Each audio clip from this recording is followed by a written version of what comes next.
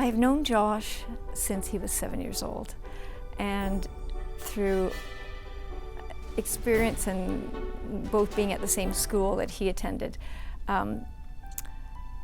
we got together off and on and always kept in touch. She found out that I was involved in TV production, and she sent me this big long email of all these different ideas for TV shows. Most of them were children's TV shows about talking bulldozers, and I didn't really have much interest in doing a show about a talking bulldozer. But I said, we've both been through the education system, and there are a lot of interesting stories that could come out of the public school system.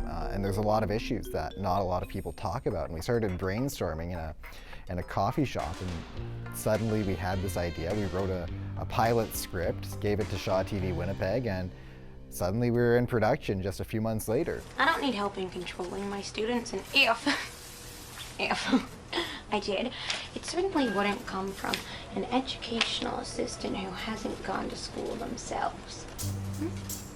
I think the first season that we did was an eye-opener for me because I'd never been involved with watching filming being done. I enjoyed the actors and seeing, I couldn't figure out how they could remember their lines, so that was... I was friends with one of my favorite people in the world, Joshua Hood. We've been friends for a long time. And he texted me one day in February. I was taking a nap. And I wake up and there's a text on my phone from Josh, and it's like, do you want to be in a TV show that I'm writing? And I was like, sure. And then I went into the kitchen and told my mom and ate a strawberry. And that's how I found out about it. The audition was good. I don't remember it very well. I remember seeing Josh and Jan there. Certainly, I did not think Josh was in high school when I met him. I remember it being pretty quick, but I don't remember much of it. Other than that, it kind of went by in a blur. I saw that they were looking for some characters that were obviously not cast yet, I think on Facebook. I got involved through Millworth through a posting on Facebook, just seeing that they were hosting auditions on a certain day, submitted, and here we are. A good friend of mine and also someone that I have worked with before, Josh, he did cast me in it. After he told me about the show, I was very excited, and he offered me the chance to audition. And he ended up thinking I was right for Cassie, so I got the part. I saw the posting on Winnipeg Audition Network on Facebook, and so I emailed Josh, and he called me in for Jules McDonkey. When I first got the sides from Josh, I read them over, and the moment I read them out loud, this weird voice came out of me, and I didn't do it on purpose, and every time I read it, I thought of Sarah Palin. And so that was the inspiration for the voice, and it just made sense to me. Oh no, it'll all be okay. It's all gonna be hunky-dory, okay? No, it won't be hunky-dory, you crazy cat lady. I don't have a cat, I have a fluffy squirrel named Benny. All of my scenes were so much fun, because everyone in them was hilarious. I love all my scenes with Tila, she was beautiful and funny and great. I still remember that one little shot where we run out of the school past Mrs. Grimsley and the secretary, and it's like 20 seconds, and we were having such a blast and being goofier and sillier each time. I think the most interesting episode that I liked working on with Josh was the bridge scene. The whole story progressed into this, morphed into something that I never really expected. And I thought it was interesting that, where we shot this, or where I wasn't there at the time, but where the scenes were shot, and the fact that we had all these places in Winnipeg within that storyline where it just worked out perfectly in that. And I liked the fact that Stella was going to be pushed off the bridge. I thought it was really interesting. I like mysteries. We had to get on a bridge. It was very late. We had to do it safely. We had to make sure that Monica, who played Stella, got on the edge safely. We had a lot of little tricks to make it look like she fell off. That scene and that whole episode actually went from script to screen so perfectly, it was worth all of it. I really liked the first scene I was in, the meeting up with the principal, because I can't tell you the number of times I've had to meet up with the principal when I was in school. And so I just adopted that whole, okay, here I am, we're doing this again. And it was a good routine. Got a few laughs from what I've gathered. I loved, and I still haven't watched it, but I actually loved my episode of camping, my Munchkin camping. Like, it was such an adventure, and we shot until like 2 o'clock in the morning, and it was just like, that was probably one of my, and we were eaten alive by mosquitoes, and it was actually like a really horrible night, but we just had so much fun, and there's too many memories, but that one immediately comes to mind, so. Well, she came in there with one set of, with a very narrow-minded thought of how things were supposed to be running. And by the time she finished, her mind was quite more open to ideas and how things are in reality, instead of so closed-minded. You know, everyone on the division board voted for you, except for one. That one being you, Mr. Workin? And I'm the president of the school division. I was the advocate for not having her in the job, and I got my way in the end. Franco, you have two options, okay? You can either walk away and we can never talk about this again, or we can fight. So let's fight. Franco, played by Jonathan, who was beautiful, he is just sort of the bad guy from the start, you know? He starts off as Sophie's friend, but it's like secretly, no, he's a drug dealer. He's the bad guy, and just like layer upon layer of him just being bad and awful, and then him getting into a fight with her. I'm surprised you even showed up. Franco, my offer for us not to do this still stands. We don't have to fight to end it. Are you scared? I'm not scared. That's why I'm here. I'm just giving you the option to not screw it up. You know what, Cassie, I can actually make my own decisions, and I choose to fight. Oh. Grimsley, I think, overreacts a lot. She becomes very narrow-minded because she's so committed to being in charge. She doesn't want to lose her hold on being principal. Franco, you come with me now. And you guys, I want names of every student that's here. I want them all suspended. You think that's wise? This is more than half the school. I'm not letting anybody get away with this. Well, like I said, when she came into the school, she had one idea as how something should be running, and got sidetracked with all the chaos that was running in Millworth. And because of the sidetrack, she ended up got fired. 75% of your students suspended. For what? Some petty little fight? What do you want me to do now? Absolutely nothing. Looks like I'm gonna have to do all the work now. While you think long and hard about your possible permanent break from this job. Yeah, Mr. Workin was a bully. He was a grouchy guy, liked himself more than everybody else. It flipped in season 2 when you saw a different side of Mr. Workin in season 2 when Mrs. Warhorse came along. But we are looking forward to a bright future where such events will not occur again. And I can safely assure you of that as Millworth High's brand new principal. Mrs. Warhorse, of course, was Mr. Workin's love interest. And so you definitely saw a different side of him where you didn't see in season 1. There was, I guess you could say, a softer side of him that you may have saw with Mrs. Warhorse. You created that website. You created this mess. You're fired. What? She sets up the website because she wants to rebel and see how far she can push it. And then when Warhorse fires her for it, she is completely taken aback, I guess, because no one's ever questioned her before. And then at that point, she's like, this is serious. You? Hello, Karen. Of course, she's the hero, so she had to come back and save the school, so which was a good thing for her, me and her. Come in. Oh. Hello, I am the secretary. My character is a little self-explanatory. His name, the new secretary, he ends up having to replace the current secretary at the school because some situations happen that involves her being removed from said job so that he has to replace her.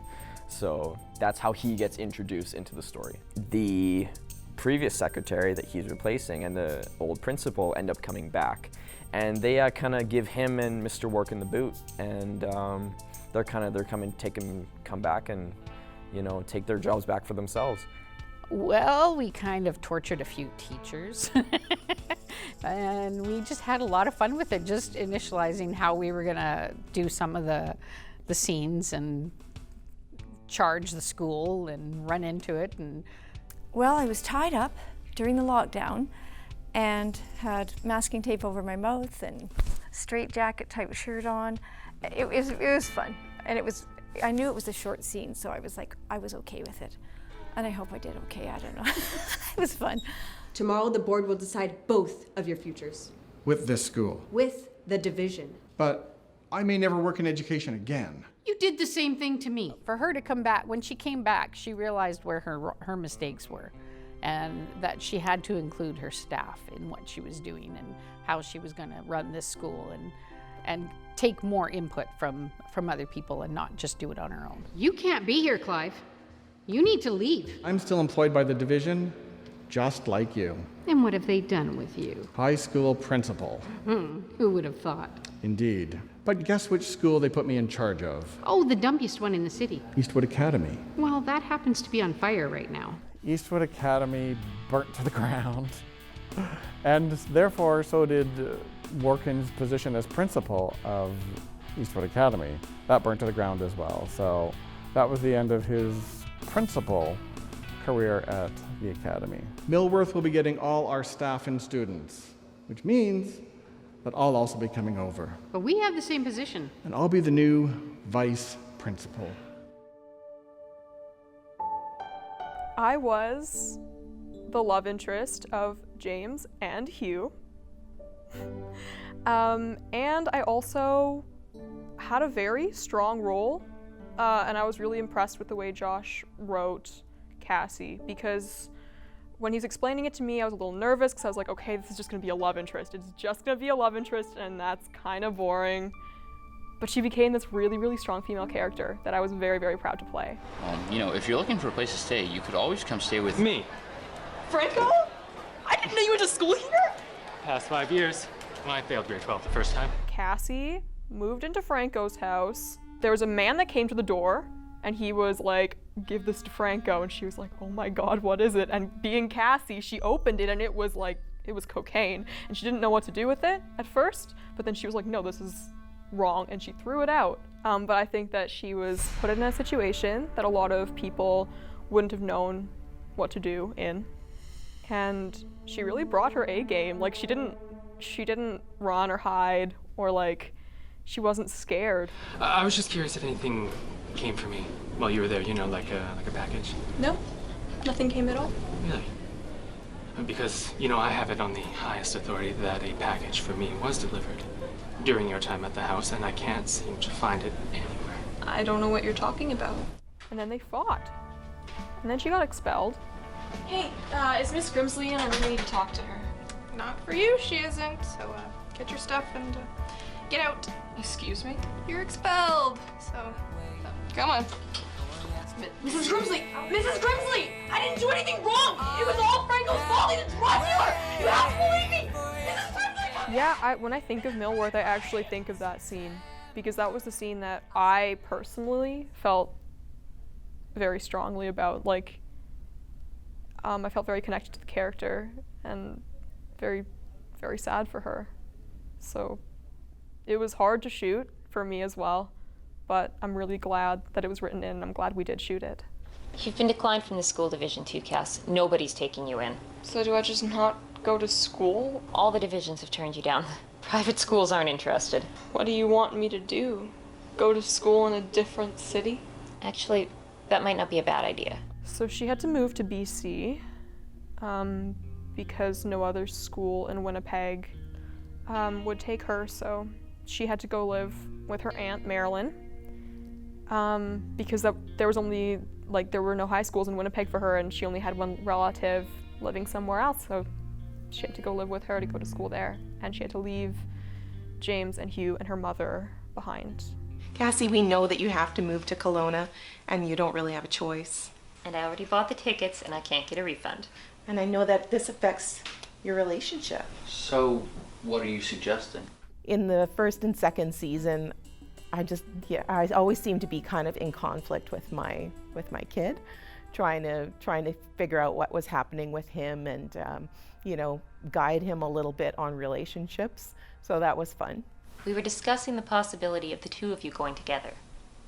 Wait, James is coming with me? With a lot of quick arrangements, yes. So Hugh didn't want James to leave because they're best friends, and also he didn't want him to go like live with his ex, because Cassie also dated Hugh in the beginning. So he took James's plane ticket, and James got to the airport and didn't have a ticket, and the flight left without him. And there was an empty seat beside Cassie as the plane flew away. I need to get on this flight. Here's my boarding pass. I can't let you on this flight. Why not? The gate is closed and the plane's leaving.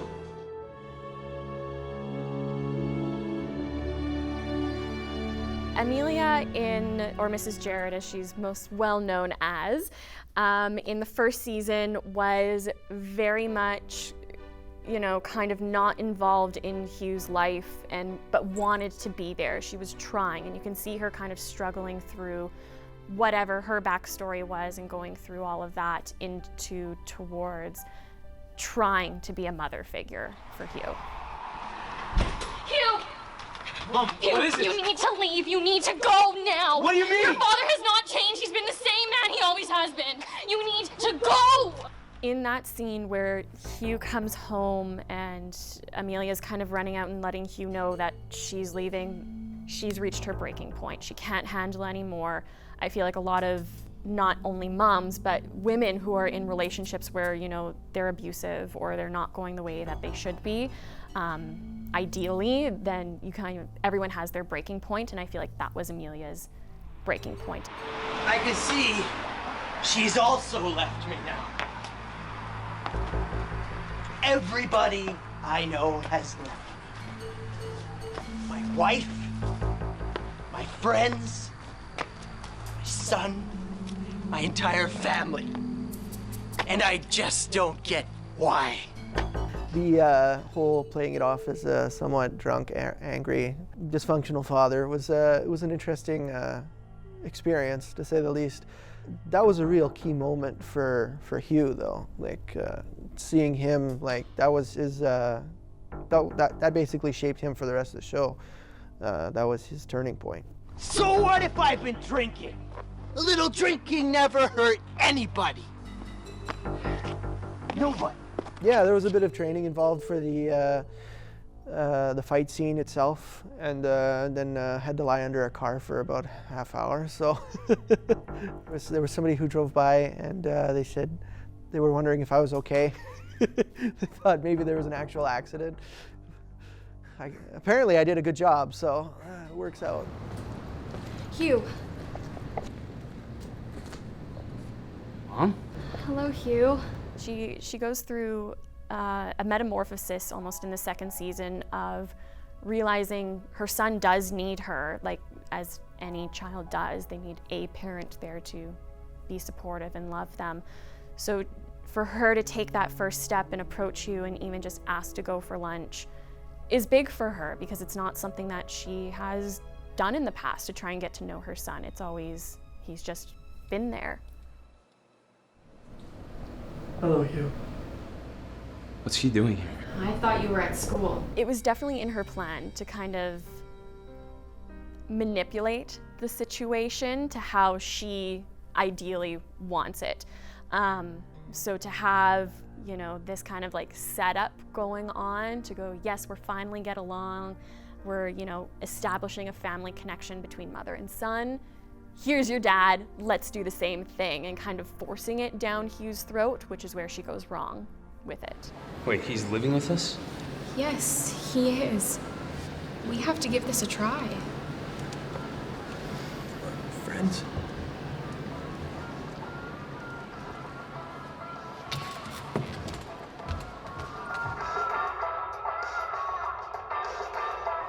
Do you think maybe instead you and I could be friends?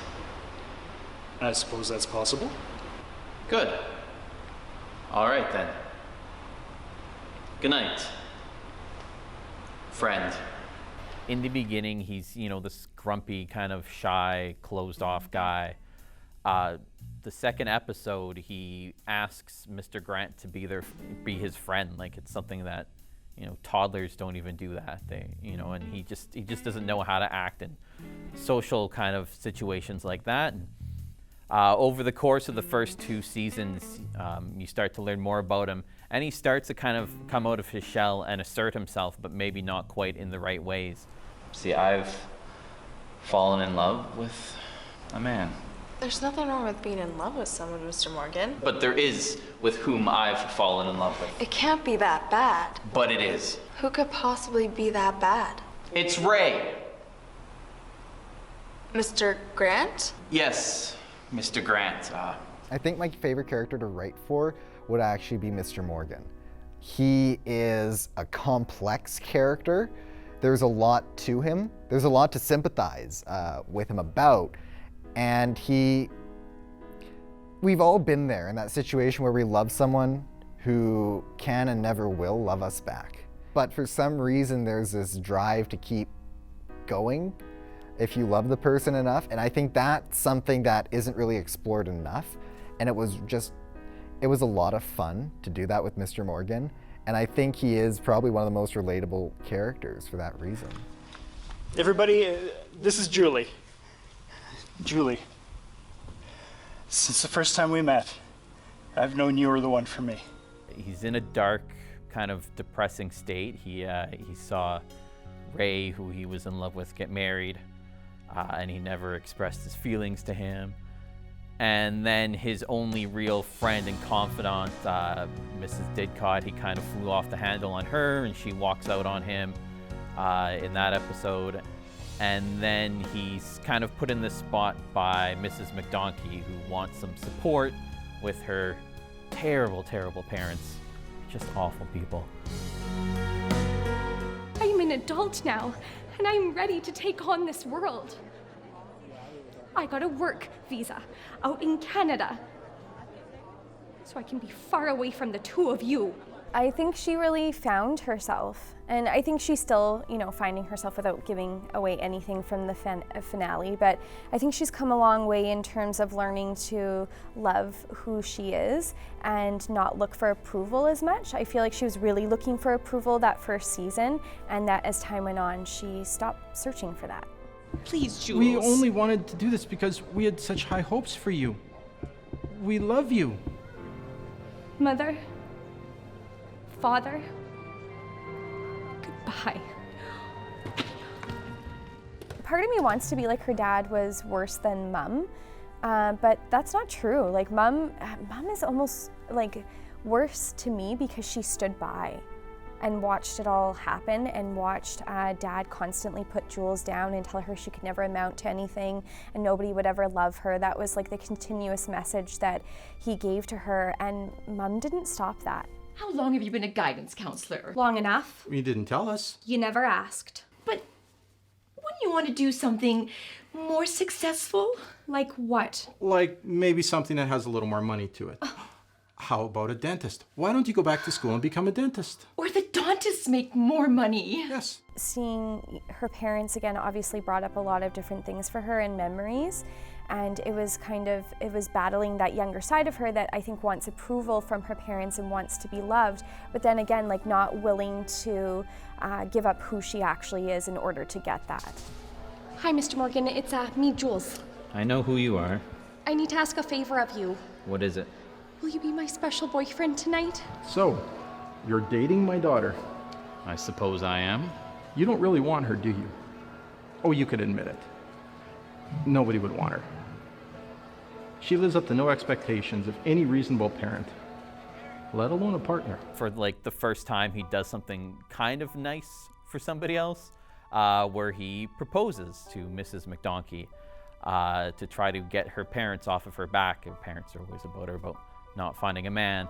Will you marry me?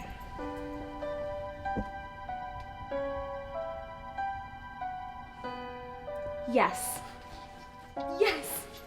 I think he proposed to prove a point to her dad that she is lovable and that, you know, someone would want to be with her. So I think it was a little bit in spite of the dad and just be like there, but also for Jules. And I think in that moment too, she knew that he was doing it for other reasons than just for love.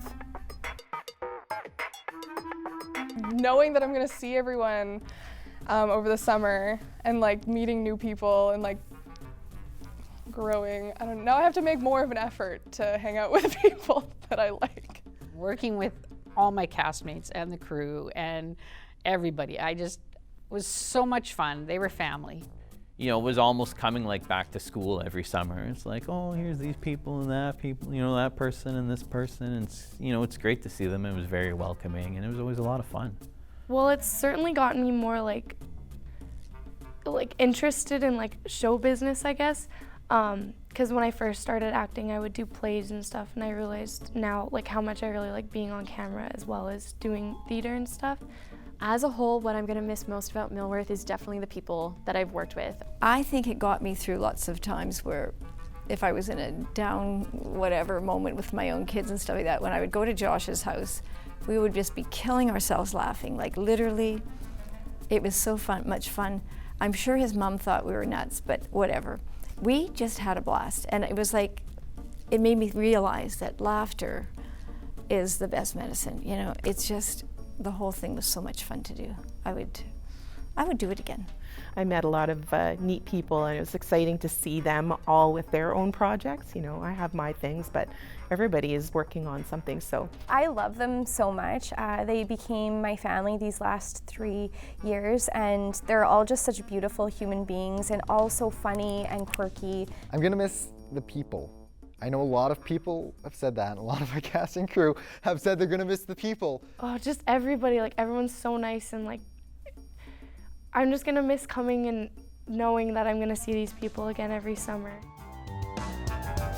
Well, I play a character named Mr. Wright, and I'm new to the faculty, but I'm somebody who's totally oblivious to things that go on around me. I play Nigel Treblecliffe. He's a new teacher to Millworth School, and I think just like any other person transferring from school to school, whether it's a student or teacher, he's very, very nervous, but he's also a stronger voiced character, so he's not afraid to put out his opinion. Action, constantly, just something's happening all the time.